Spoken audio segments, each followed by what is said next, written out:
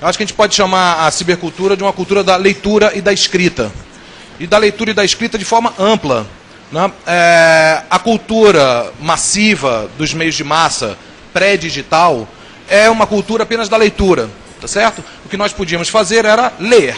Ler um jornal, assistir um programa de televisão, ouvir o rádio, ou fazer essa mesma migração para a escola, ouvir o professor, que normalmente tinha o seu livrozinho básico, né, que dava para os alunos, e um outro livro que ele escondia, na maioria das vezes, para dizer que, olha, como o professor é sabido, ele sabe mais coisas do que o livro que ele deu para a gente. Né? E os alunos, efetivamente, não tinham muito o que questionar, porque vai para onde? Vai buscar informação aonde? A cibercultura, na realidade, o que ela está trazendo é uma possibilidade muito grande de, não só de ampliar a leitura, então eu posso pegar informação de qualquer lugar do mundo, em várias línguas, sobre vários formatos, isso é imediato, como eu posso também produzir conteúdo. Eu passo a ser um escritor e não apenas um leitor.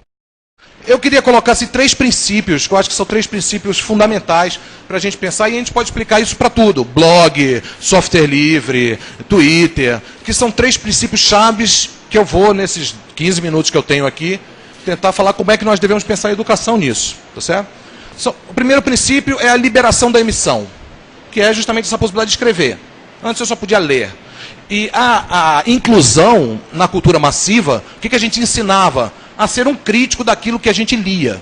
Era o máximo que a gente podia fazer. Hoje não. Hoje você é um crítico do que lê, mas você também pode produzir. Tá certo? Então, a primeira, isso está nos blogs, isso está no podcast, isso está no Twitter, isso está no software livre, isso está nos games, está em tudo. A liberação do polo da emissão. Eu não preciso mais pedir autorização a ninguém para produzir conteúdo. Se não quiser me ler, me ouvir ou me ver, paciência. Tá certo? Mas eu produzo, eu vou criar o meu nicho. Alguém vai me ler, alguém vai gostar e pensa como eu. Então, primeiro grande choque é a liberação da emissão. Segundo, não é emitir como eu fazia no meu caderninho e guardava na gaveta.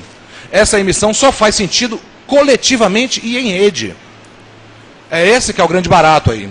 Então, primeiro princípio é a emissão. Segundo princípio é a conexão generalizada e aberta. Essa conexão generalizada e aberta, junto com essa emissão, o que nós temos aí? Primeiro, poder falar, e segundo, poder se juntar. Quando a gente pode falar livremente, que não podíamos antes, porque só líamos, não? Quando podemos falar livremente e nos agregar àqueles que pensam como nós, isso tem uma potência política, social, econômica, gigantesca. Gigantesca. É o terceiro princípio, a reconfiguração. Então nós estamos vivendo hoje uma reconfiguração cultural generalizada. Os livros vão estar aqui amanhã, a música, o cinema. Como é que essas coisas estão evoluindo hoje? A grande briga hoje da indústria é isso. É uma tensão de modelos paralelos.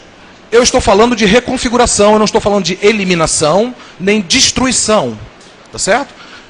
Por reconfiguração, eu entendo que para nós, usuários, em geral, para o estudante, nós estamos num ambiente comunicacional extremamente mais rico.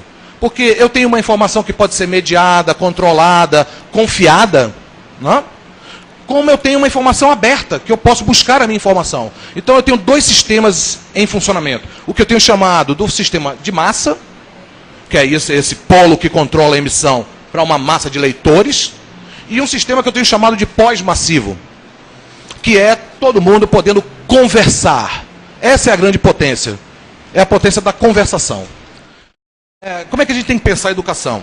E aí eu termino, Renata.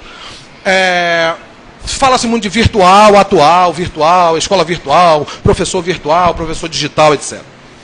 Eu acho que nós não devemos ficar reféns de equipamentos. Certo? Amanhã chega um novo computador, depois chega um novo celular, depois vem os iPads. Ele estava brincando aqui, dizendo com a professora, né, que tem na sua escola os computadores, um computador por criança, maravilhoso. Eu brincava e dizia, pô, daqui a pouco vai ter que trocar tudo, vai ter que botar um iPad, né? Ou um tablet em geral. Eu acho que a gente tem que pensar em virtualização, não como equipamentos eletrônicos, mas virtualização como aquilo que me permite ler as coisas, problematizar as coisas. Então, eu estou falando aqui, eu estou atualizando, nada que eu nem previ muito, meio em tempo real aqui. Estou atualizando um monte de pensamentos que estão na minha cabeça aqui, flutuando, tá certo? Que eu atualizo na minha fala. E que vocês, com certeza, estão pensando, esse cara é maluco, o que ele está dizendo, o que é isso? Vocês estão problematizando aquilo que eu estou dizendo. O processo educativo é isso. Se a gente não fizer os alunos problematizarem aquilo que a gente diz, não tem equipamento que vai resolver o problema.